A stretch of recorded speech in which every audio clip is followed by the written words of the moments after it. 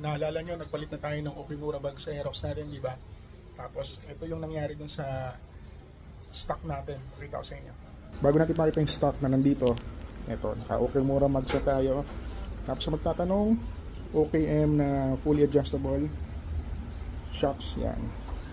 And, ito na, yung ating stock na mags. Yun, no? Yan. Yan sila. Yan yung natuyong tire sealant. Yan, natuyan ako ng tire sealant.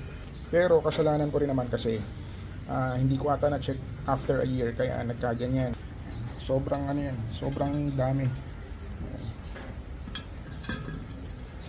Okay lang naman gumamit ng mga tire sealant eh. Yan nga lang syempre, responsibility mo rin para inspeksyonan and i-check kung natuyan ka na. Kahit itong Okimura natin, naka tire sealant yan.